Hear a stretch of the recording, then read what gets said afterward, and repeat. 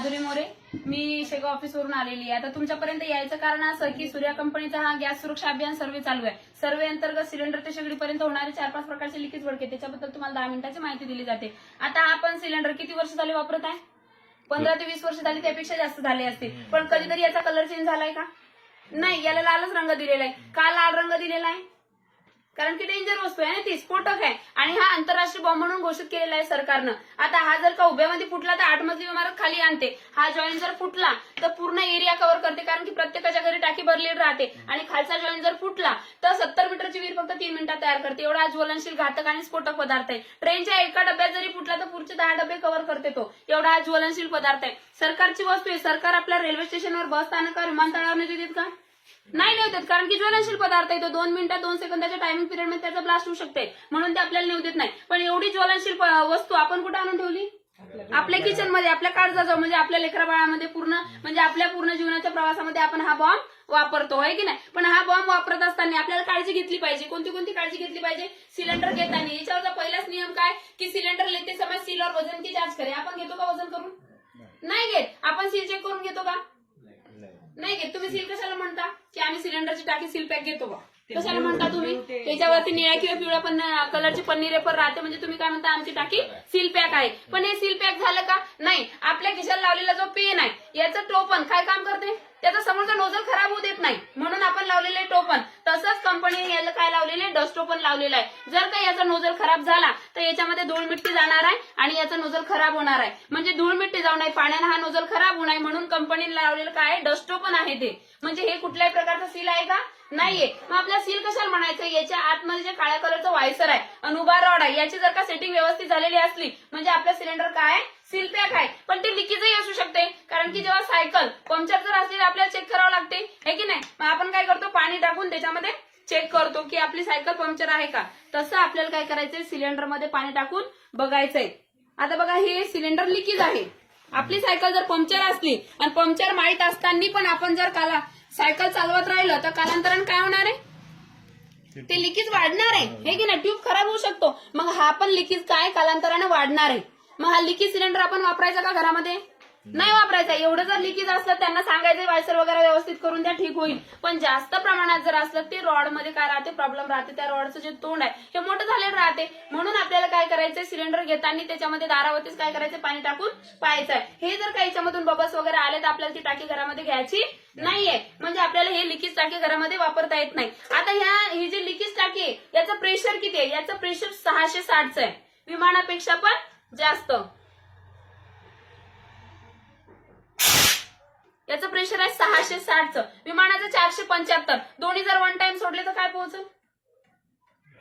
हा सिलेंडर पोहोचणार आहे. कसा पोहोचणार आहे? दुर्घटना करत पोहोचणार आहे, जीवितहानी करत पोहोचणार आहे. याला कुठलाही पायलट आहे का?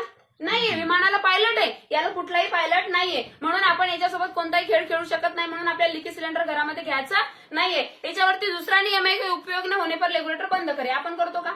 घरच्या महिला 90% महिला तर करतच नाही, कारण की ट्रॉली सिस्टीम असते, कोणाचा गॅस छोटा छोटा राहते किंवा जागा कंजेस्टेड राहते, म्हणून त्या बटन बंद करत नाही. याच्यावरती पिठाचा डब्बा काहीतरी पोलपाट ठेवलेलंच राहते त्यांचं, म्हणून ते काय हा बटन बंद करत नाही. पण काय एवढ्या प्रेशरमुळे याला हा बायपास इव्हेंट द्यावा लागला, कारण की एवढ्या स्पीड जो आहे तो त्याचा या रेग्युलेटर सांभाळू शकत नव्हता. म्हणून याला काय हा बायपास इव्हेंट द्यावा लागला. या बायपास इव्हेंट मधून आपल्या घरामध्ये 24 तास 160ची गॅस गळती होत राहते. आणि ही गॅस गळती आपल्याला काय येतं? आपण जर 1000चा सिलेंडर भरतोय तर 700चा युज होतोय आणि 300चा काय आपला हवेमध्ये वेस्ट जाते. म्हणून जेव्हा आपण स्वयंपाक करतो तर ठीक आहे, तेवढ्या टायमापुरता आपला गॅस वेस्ट झाला चालत, पण आपण 24 तास जर बटन चालू ठेवत आहे म्हणून आपला गॅस जास्त वेस्ट होऊन राहिला. काम झाल्यावर आपल्याला बटन बंद करायचं आहे की नाही? आता जो हा सिलेंडर आहे या सिलेंडर मध्ये किती किलो गॅस भरलेला राहते? 16 ते खाली टाकीचं वजन लिहिलेलं राहते 14.2.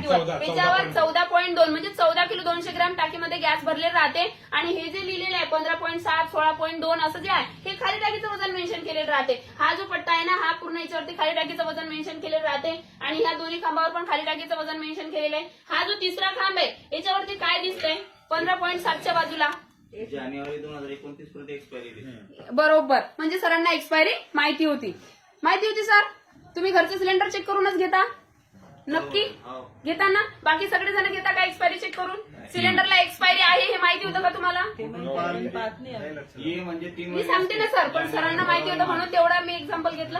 हे बघा, आता सरांना माहिती होतं 29 म्हणजे 2029 ला आपली टाकी एक्सपायर होणार आहे, पण तुम्हाला कोणालाही माहिती नव्हतं की सिलेंडरला पण एक्सपायरी असते. कोणतीही वस्तू घेण्याआधी आपण एक्सपायरी चेक करतो, तसंच हा बॉम्ब वापरत असताना आपल्याला एक्सपायरी चेक करायची आहे. इथं 29 म्हणजे 2029 ला आपली टाकी एक्सपायर होणार आहे. पण ए म्हणजे काय? जानेवारी पासून तर डिसेंबर पर्यंत 12 महिने आहे. या 12 महिन्याला सिलेंडरच्या भाषेमध्ये 4 अल्फाबेटिकल दिलेले आहे, ए बी सी डी. डीच्या पुढे कुठलाच अल्फाबेटिकल सिलेंडरवरती येत नाही. ए म्हणजे काय? जानेवारी, फेब्रुवारी, मार्च. बी म्हणजे एप्रिल, मे, जून.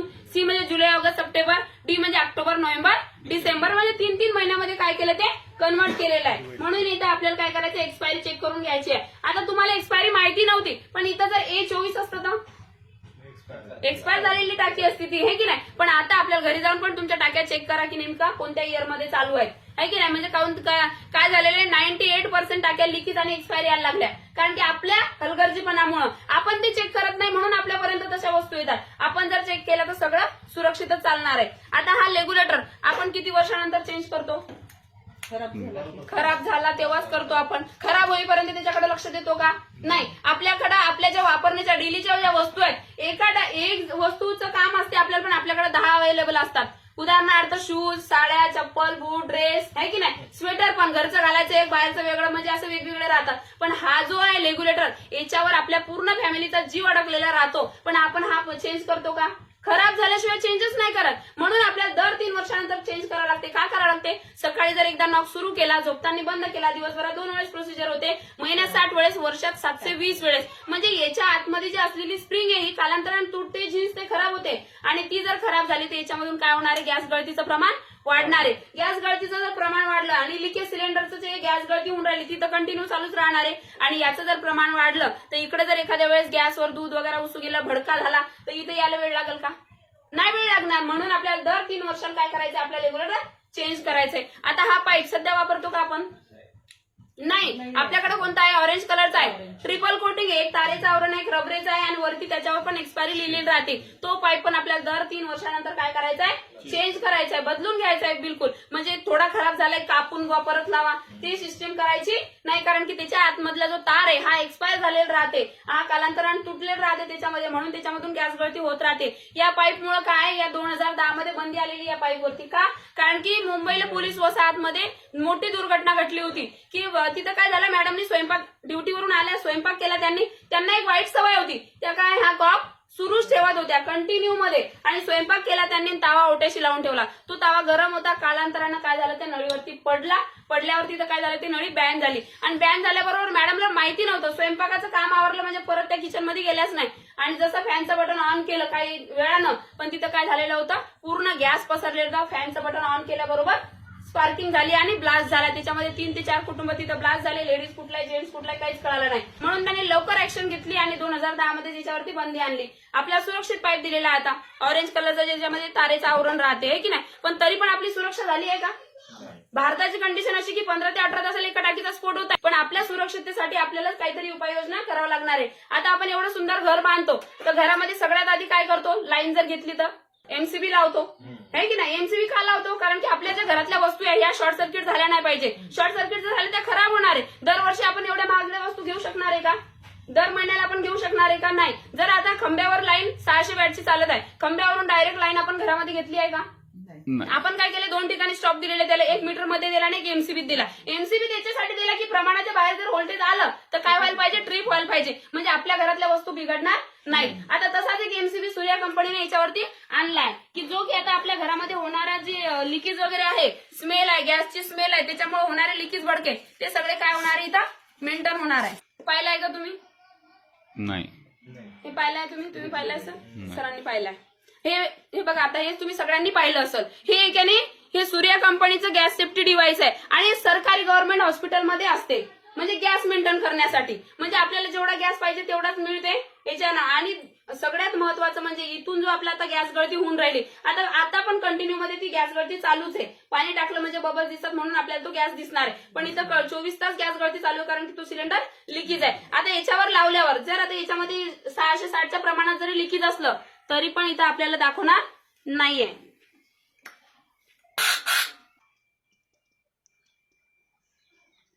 आहे का लिकेज? खाली तर दाखवत होतं. आहे का याच्यामध्ये लिकेज? आता नाहीये. मशीननं काय केलं इथं, पूर्ण जे आपल्या घरामध्ये गॅस गळती होत होती तिथे तर काय केली, स्टॉप केली, बंद केली. म्हणजे आपल्या घरामध्ये जी गॅस गळती होणारी, जो स्मेल येणार होता, वास येणार होता, तो आता येणार आहे का? नाही येणार आहे. आता बघा स्पीड, आधीचा स्पीड आणि हा स्पीड याच्यामध्ये काय फरक वाटते? याचं काय झालं, स्पीड कमी झाला. म्हणजे आपण जसे की खांब्यावरून लाईन घेतली तर मीटर पर्यंत काय 600चा वॅट आहे. नंतर काय झालं, आपल्याला कमी झाला. म्हणजे जेवढं प्रमाण पाहिजे आपल्याला तेवढं झालंय. तसं इकडून येणारा 660चा स्पीड इथं काय केलं मशीननं, स्टॉप केलं. म्हणजे 660 आणि 160 मध्ये काय फरक झाला, 500चा फरक झाला. तो 500चा गॅस काय झाला, आपल्या इकडे टाकीमध्ये सेव्ह झाला. हा टाकीमध्ये सेव्ह झालेला गॅस आपल्याला इकडे जास्त दिवस जाणार आहे. म्हणजे जर का तुम्हाला टाकी एकच महिना जात असेल तर तुम्हाला 10 ते 12 दिवस त्याच्यामध्ये एक्स्ट्रा मिळणार आहे. म्हणजे इथं गॅसची बचत पण झालेली आहे आणि आपल्या घरामध्ये जी गॅस गळती होत होती ते पण इथं काय झालेलं आहे, स्टॉप झालेलं आहे. आता आपल्या घरामध्ये असंच कनेक्शन असते. आता हा कॉक सुरू केल्यावर इकडे किती वेळात गॅस मिळते आपल्याला मॅडम? किती वेळात मिळते? काहीच सेकंदात. आहे का याच्यामध्ये गॅस? नाही. का नसल? प्रेशर कमी झालं म्हणून, त्याचा स्पीड कमी झाला म्हणून. आपण आता गाडीला चावी लावून ठेवली आणि त्याच्यावरती बसून राहिलो, 2 तासही बसलो तर आपली गाडी सुरू होईल का? नाही सुरू होणार आहे. का नाही सुरू होणार आहे? कारण की त्याला सेल्फ दिल्याशिवाय आपल्याला गाडी स्टार्ट होणार नाही. तसंच आपल्याला आता काय करायचंय, मशीनला परमिशन द्यायची आहे. मशीन दिसते सगळ्यांना? सर तुम्हाला दिसते मशीन? मॅडम तुम्हाला दिसते? आता मी या मशीनला प्रेस करणार आहे, पण त्याआधी पहा काटा कुठं आहे मशीनचा. काटा कुठं आहे मशीनचा? रेड वरती आहे की नाही? आता मी 2 वेळेस प्रेस करणार आहे. काटा कुठं आला? ग्रीनवर आला. ग्रीनवर आला. किती ग्रीनवर आला? पूर्ण गेला तिकडे. पूर्ण ग्रीनवर आला. म्हणजे तुमचं गॅस काय इथं एवढा भरलेला आहे. म्हणजे जवळपास 5 दिवसाचा गॅस संपलेला आहे सर.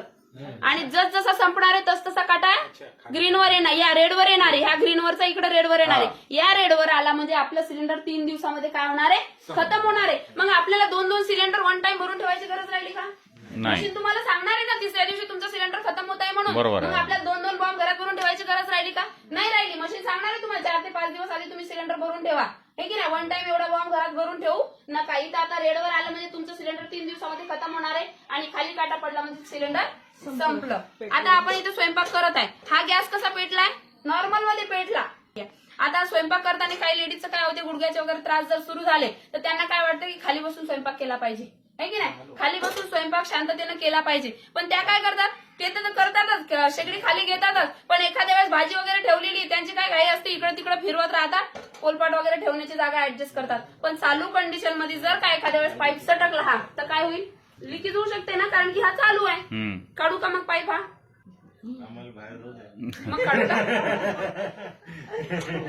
हा पाईप जर मी काढलाही तरी होणार नाही, कारण की त्याला ते बसवले गॅस सेफ्टी लावलेला आहे म्हणून, है की नाही? म्हणजे जसं की आपल्या घरामध्ये जर शॉर्ट सर्किट झालं तर एमसीबी काय करणार आहे, काटा ट्रिप करणार आहे. चालू कंडिशन मध्ये मी पाईप काढणार आहे तर आपला एमसीबी काय करणार आहे, बघा इथं काटा कुठं आहे सध्या आणि किती सेकंदात कुठं जाणार आहे. हे चालू कंडिशन मध्ये मी पाईप काढत आहे. कुठं गेला काटा? लगेच 0वर गेला. म्हणजे एमसीबी सारखं काम केलं. तिला जसं समजलं इथं काहीतरी शॉर्ट सर्किट झाला, पूर्णच्या पूर्ण गॅस आतमध्ये ओढून घेतला आणि आपल्या घरामध्ये जी होणारी दुर्घटना आहे ही इथं काय झाला, टळली. म्हणजे इथं एमसीबी सारखं काम केलेलं आहे ना. आहे का याच्यामध्ये गॅस? आपल्या चालू कंडिशन मध्ये जर पाईप काढला असता तर इथलची जाळी ते यायला वेळ लागला असता का? स्पीड किती राहिला असता? 1 सेकंद मध्ये आपण सगळे ब्लास्ट झालो असतो. पण इथं मशीननं काय केलं, लिकेज झाला, गॅस पूर्ण आतमध्ये ओढून घेतला. आता याच्यामध्ये गॅस नाहीये. आता मी जो स्पीड दाखवत आहे तुम्हाला हा फक्त 160चा आहे. इमॅजिन करा की 660चा स्पीड किती राहिला असता. हा फक्त 160चा आहे. 660 मध्ये काय झालं असतं, वन टाइम आपण सगळे उडालो असतो, कारण की त्याच्यामध्ये स्पीड भरपूर राहिला असता, आहे की नाही? आणि इथं लिकेज झालेला आहे म्हणून इकडे मशीनचा काटा काय बघा, लालवरच आहे का? तो ग्रीनवर येत आहे का? जोपर्यंत मी ही जुळणी करणार नाही आणि त्याला प्रेस करणार नाही तोपर्यंत तो काटा ग्रीनवर येणार नाही. आला ग्रीनवरती, इथं आपल्याला गॅस मिळाला. आता स्वयंपाक करत असताना बऱ्याच लेडीज कडून काय होते, भाजी वगैरे उसू जाते, शेगडी खराब होते. शेगडी खराब झाल्यावर त्या काय करतात, काचानं घासून घेतात, साबणानं वॉश करतात. एखाद्या बाळाला आंघोळ घातल्यासारखं पूर्ण शेगडी ओली, गॅस वटा ओला, पूर्ण पाईपही ओला. ही नकळत पाईप ओली होते, कारण की जेव्हा स्वयंपाक करतो आपण ते एका हितापर्यंत गरम थंडीची प्रोसिजर चालू राहते. किंवा स्वयंपाक करतो तेव्हा गरम होते, ती थोड्या वेळात नरम होते, परत कडक होते. आणि ह्या प्रोसिजर मध्ये याच्यावरती जर का पाणी सांडलं, साबणाचं वगैरे केमिकलचं पाणी पडलं तर काय होणार आहे, याच्या आतमध्ये असलेली तार काय होणार आहे, ती जागा सोडणार आहे. गरम यानं नरम यानं ती काय होणार आहे, जागा सोडणार आहे. आणि जर का अशी आपली पाईप कटली,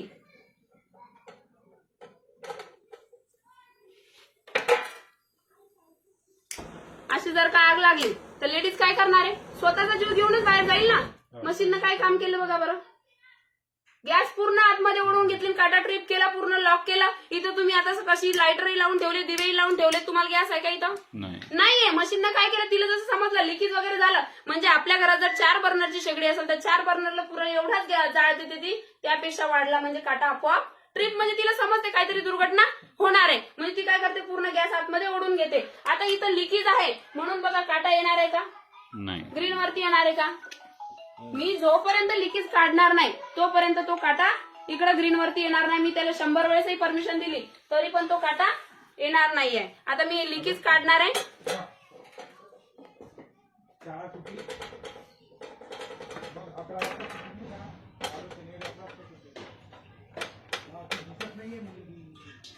आला काटा ग्रीन वरती, म्हणजे लिकेज काढल्याच्या नंतरच आपल्याला इकडे गॅसचा सप्लाय मिळणार आहे. आता आपण काय करतो, सकाळी सकाळी जेव्हा घाई असते तर दूध वगैरे ठेवून देतो, कुकर ठेवून देतो, मुलांची तयारी करायची राहते लेडीजला, त्यांना वाटतं हे ठेवून दिलंय आपण, हे होईपर्यंत आपले बाकी कामं झाले पाहिजे. मग आपण काय करतो, कुकर ठेवतो, कुकरच्या हवेनं म्हणा, वाफेनं म्हणा, खिडकीतून हवा आली, चालू कंडिशन मध्ये असा आपला गॅस विजला.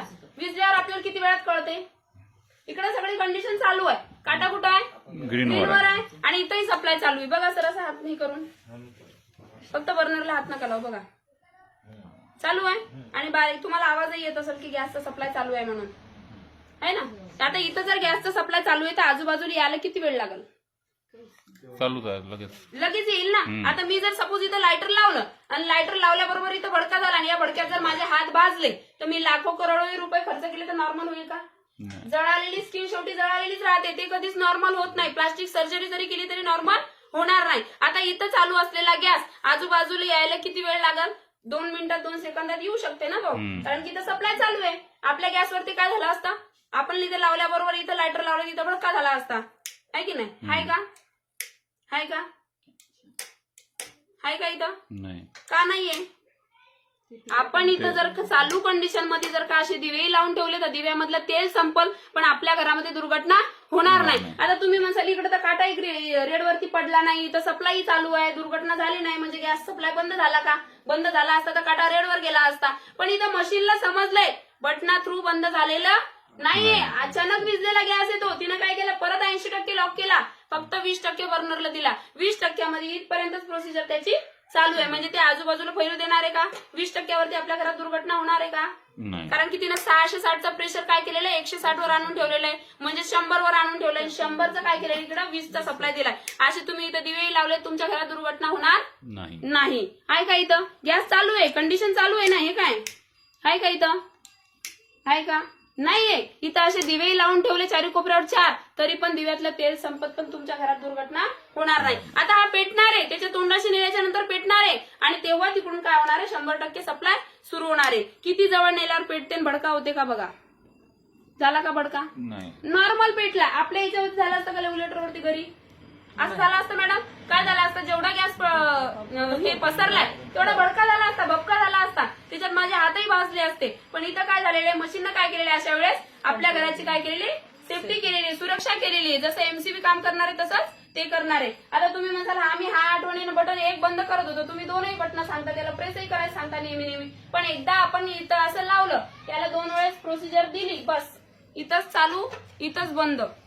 आपल्या जे डोक्याला हेडिक होतं की आपल्याला आता दिवसभरातून 2 वेळेस चालू करायचं, 2 वेळेस बंद करा, झोपताना बंद करा. इकडे तुम्हाला हात लावायची गरजच राहिली नाही. इथंच तुम्ही बंद चालूची प्रोसिजर चालू करायची. 100 वेळेसही चालू बंद केलं तरी इकडे हात लावायची गरजच नाही. जेव्हा सिलेंडर संपलाय, समजले आपल्याला की रेडवर गेलाय काटा, दोन्ही बटन बंद करायचे आहे आणि 1 टाइम ओढून घ्यायचा आहे. परत क्लिपला हात लावायचा आहे आणि याच्यावर ठेवायचा आहे आणि खाली रिंग करायची. ही रिंग खाली करत नाही जोपर्यंत आपण, तोपर्यंत हा कॉक सुरू होत नाही. हा सुरू झाला, हा पण सुरू झाला, याला 2 वेळेस प्रोसिजर दिली, इथं आपला काटा ग्रीनवर आला, म्हणजे इथं काय सप्लाय मिळाला. काढताना आपण हे एक नाही काढू शकत, हो काढू शकतो ना.